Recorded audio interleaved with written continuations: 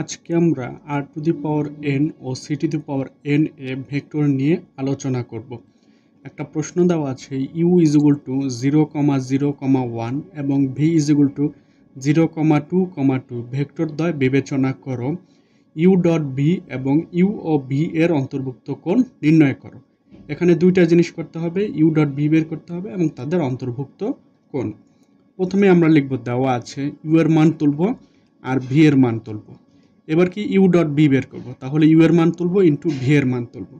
আর এখানে গুণের নিয়ম হচ্ছে প্রথম সহগের সাথে প্রথম সহগ গুণ হবে, দ্বিতীয় উপাংশের সাথে দ্বিতীয় উপাংশ গুণ হবে, তৃতীয় উপাংশের সাথে তৃতীয় উপাংশ।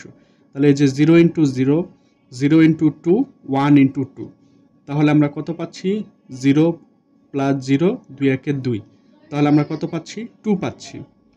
এবার লিখব আমরা জানি অন্তর্ভুক্ত কোণের সূত্র cos theta is equal to U dot V ভাগ modulus of U into modulus of V. U dot V তো আমরা বের করলাম 2 এবং মডুলাস অফ ইউ বের করব আর মডুলাস অফ ভি বের করব। তাহলে প্রথমেই আমরা কি করব, মডুলাস অফ ইউ হচ্ছে ইউ এর u1 square plus u2 square plus u3 square. এখানে এটা মানে হলো প্রথম উপাংশের বর্গ দ্বিতীয় উপাংশের বর্গ প্লাস তৃতীয় উপাংশের বর্গ।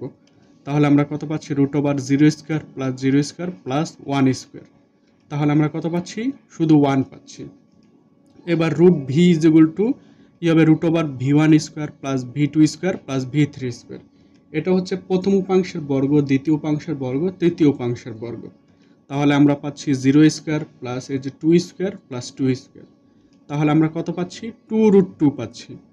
তাহলে আমরা কত পাই cos theta is equal to U dot V এর মান কি 2 আর মডুলাস অফ ইউ এর মান 1 into r modulus of v এর মান 2 রুট 2। তাহলে আমরা কত পাচ্ছি 1 ভাগ রুট 2 পাচ্ছি। আর আমরা জানি cos 45 ডিগ্রির মান কি 1 ভাগ রুট 2। তাহলে থিটা ইজ ইকুয়াল টু কত পাচ্ছে 45 ডিগ্রি, তার মানে অন্তর্ভুক্ত কোণ হচ্ছে 45 ডিগ্রি।